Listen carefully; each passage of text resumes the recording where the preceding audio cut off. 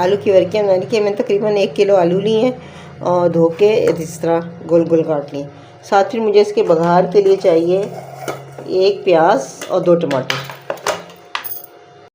इसके बघार के लिए ना 1 प्याज और ये 2 टमाटर लिए हैं। प्याज मैंने बारीक काटनी है। बघार के लिए ना ये इतना तेल काफ़ी है। अब इसमें डालनी है, ये मैंने प्याज काट ली थी, इसको हल्का ब्राउन करना है और टमाटरों का ना छिलका उतारना है।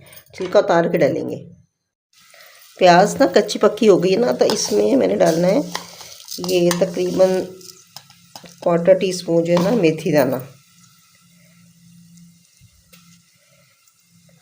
और ये वर्कियाँ बना रही हूँ ना तो इसलिए ज़ीरा ज़रा ज़्यादा पड़ेगा। ज़ीरा 1 टीस्पून, थोड़ा सा और 1 टीस्पून भर के ज़ीरा। अब इसको फ्राई होगा तो फिर इसमें आलू डालेंगे। जितनी देर में ना प्याज फ्राई होती है ना, चूल्हे के अंदर ही मैं ये टमाटर डाल दिए, ये गल भी जाएंगे और इनका छिलका भी उतर जाएगा इस तरह, और धो के और फिर इसको कुचल लेना है।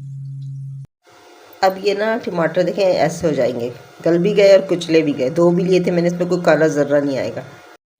अब इन आलूओं में डालना है अपने जायके के हिसाब से ना मिर्चें, मैंने कुटी हुई डाली है इतनी, और ये डालना है नमक, नमक भी अपने टेस्ट के हिसाब से, और टमाटर।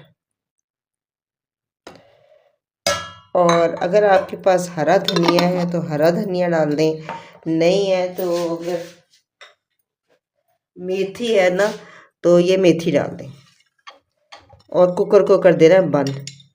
बस 5 मिनट वेट हिलने के 2 मिनट बाद ही ना इसको खोलना है और इसका पानी निकला होगा उसे भूनना है। अब ये बिल्कुल तैयार है, ये देखिए। बस इसको थोड़ा सा ऊपर नीचे मिक्स करना है मसाला, और ये टमाटर वगैरह ये गला हुआ है, और 2-3 मिनट दम पे रखना है, ताकि जो मेथी डाली है ना, धनिया होता तो ये तैयार होता है, लेकिन मेथी डल गई है तो इसको बस ज़रा सा गलाने के लिए, गल भी गया है थोड़ा सा, ज़रा इसका टेस्ट अच्छा आ जाता है।